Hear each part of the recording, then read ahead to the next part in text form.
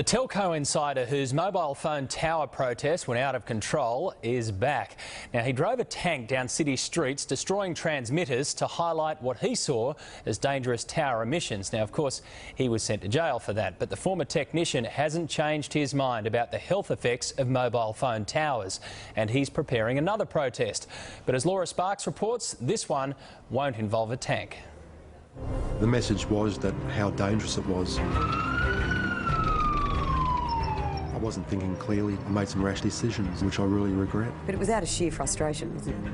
Yes, yeah. His desperation drove him to extreme measures. John Patterson did the unthinkable. He went on a destructive spree in a tank, and now he's paid dearly for his actions. I was proved guilty, and I was jailed for my offences. How dangerous is this office? It's catastrophic.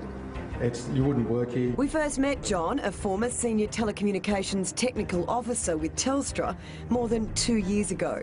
Back then, he was waiting to be sentenced, facing a jail term for his tank attack. I was involved with rolling the technology out. I was very responsible for any safety things that actually happened. So I felt obligated to actually do something about it. John borrowed his mate's armoured personnel carrier, one of only 2 in the country, and rammed 8 equipment shelters housing transmitters for mobile phone towers. It disrupts the bioelectric system of your body, which is really your brain, your nervous system, how your muscles talk.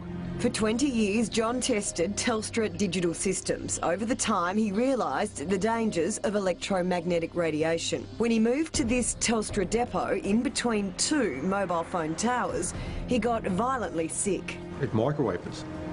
So I got all the test gear out and measured it and drew up a report and showed that it was an occupational hazard to work in that building with that amount of radiation. And I was immediately removed from service. After taking a voluntary redundancy, John went on to warn every responsible authority. Everyone said I was technically correct, but no one had the power to stand up on my side. People within the industry, they've just misinformed all of the relevant authorities. So if the industry knows mobile phones are so dangerous, don't they have a legal duty of care to tell us? Anyone that realises that it's bad is removed from the industry. In sheer desperation, John inflicted $6 million worth of damage on the transmitter shelters. He eventually pleaded guilty to malicious damage and served 20 months in jail. It was terrible. It was a terrible experience. I'd never want to go back to jail. I'll never break the law. There's about 18,000 mobile phone towers dotted across Australia, and John's not the only one worried. Electrical engineer John Lincoln. People start losing their regular sleep and they get lethargic. Australia's top neurosurgeon Charlie Teo. We're seeing the increase in frequency of tumours in the insular region, which is this region right here, the temporal lobe, the frontal lobe. So it's right there where you hold your phone. Not safe, not right, not on. And it's not just radiation from mobile phones and towers. Here in Melbourne, residents are worried about a large-scale expansion of this electrical terminal station. EMF is known to have an association with the incidence of childhood leukemia in a population. So that's electromagnetic fields from high voltage equipment. The Australian Communications and Media Authority says there is no substantiated evidence on adverse health effects from mobile phone towers or mobile phones. But John says it's the accumulation. We're in Sydney Basin, there's probably 10 million phones in Sydney Basin. Then there's all the Wi-Fi is used. There's all of the communications, radio, TV, everything.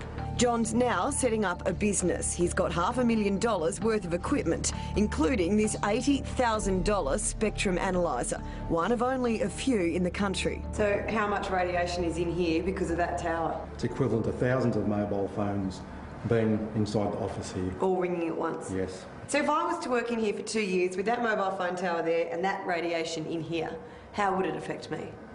Worst case scenario, bowel cancer, liver cancer, lung, heart, brain problems.